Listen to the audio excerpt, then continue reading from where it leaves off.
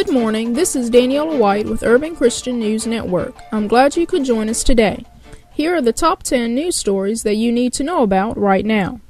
First today, according to the Christian Post, as North Korea's official news agency ramped up its rhetoric and declared the possibility of war breaking out today or tomorrow with the West, Christians living in the oppressive communist country have verified that preparations for war are being made around the clock and are asking fellow believers worldwide to pray.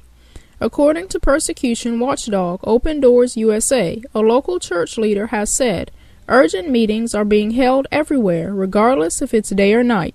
At those meetings, officials make decisions on what needs to happen in case war breaks out, and everyone, including women, need to be combat ready. Faith remains high among believers, with one North Korean Christian telling the agency, "We know that our journey will not be an easy one, but we are sure that our faith, desperate hope, and passionate desire will someday bear many fruit." Second today, according to the Associated Press, a building being constructed illegally in a suburb of India's financial capital collapsed into a mound of steel and concrete, killing at least 41 people and injuring more than 50 others. The building, which is in a Mumbai suburb, caved in on Thursday evening. Rescue workers with sledgehammers, gasoline-powered saws, and hydraulic jacks have struggled to break through the tower of rubble in their search for possible survivors. 6 bulldozers were brought to the scene.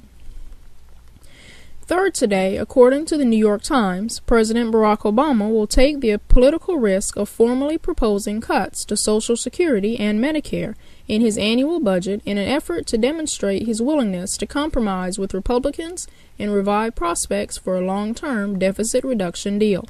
In a significant shift in fiscal strategy, Mr. Obama will send a budget plan to Capitol Hill that departs from the usual presidential wish list that Republicans typically declare dead on arrival.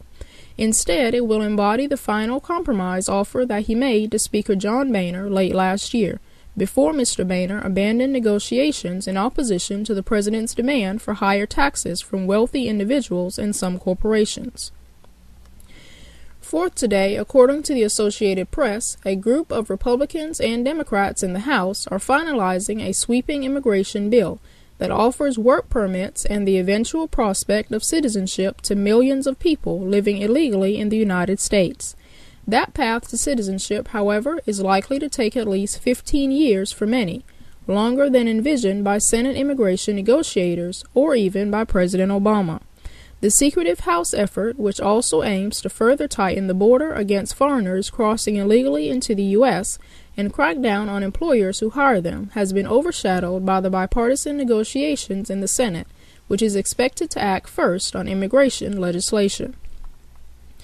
Fifth, according to the Associated Press, 6 nations and Iran sought on Friday to find elusive common ground and negotiations that would satisfy both Tehran's demands for international recognition of its right to advance nuclear technology and world concerns that the Islamic Republic wants to misuse that expertise to make atomic arms. But comments by representatives of the sides laid out starkly different visions of what each sought from the other, suggesting tough talks ahead for the rest of the day and Saturday in efforts to salvage diplomacy. 6, according to the Associated Press, a report from the Small Arms Survey says that South Sudan has provided logistically, financial, and political support, but not weapons, to rebels fighting to overthrow the government in neighboring Sudan. This is the first time an independent organization has said South Sudan is helping Sudanese rebels, a charge South Sudan has often denied. The alleged support includes provision of vehicles, fuel, and food to rebel groups. There is also evidence that training may have been provided in a garrison in South Sudan. Seventh today, according to Christianity Today, approximately 700 former employees of a Catholic-affiliated hospital in New Jersey will continue to receive pension funds, thanks to an unprecedented decision by the IRS this week.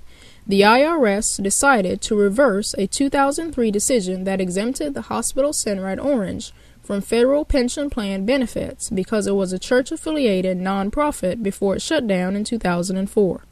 According to the New York Times, that decision took away the former employee's government safety net, because the Constitution's church and state separation was said to bar the federal pension insurance program from covering church pensions.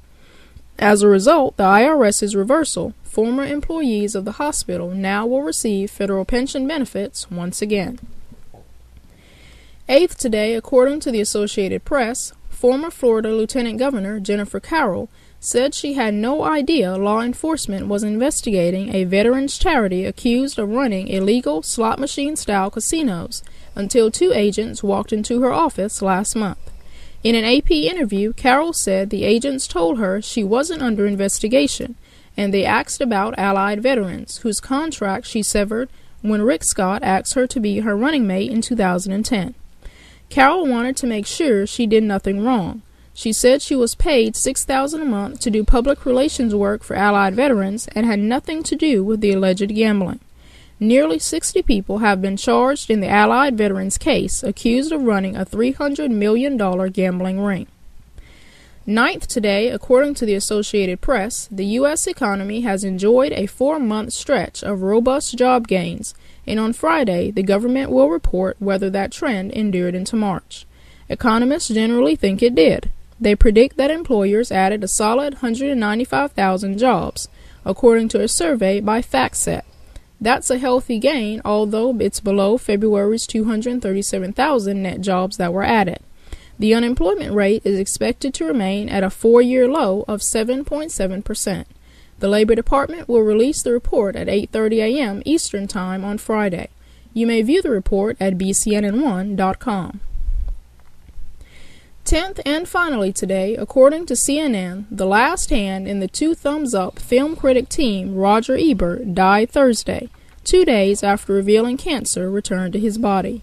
Ebert and Gene Siskel co-hosted the iconic review show Siskel and Ebert at the Movies until Siskel's death in 1999 after a battle with a brain tumor. The Chicago Sun-Times, the base of operations for Ebert's syndicated reviews, announced his death at age 70. That's today's top 10 news stories. You can read all about these stories and many more at urbanchristiannewsnetwork.com.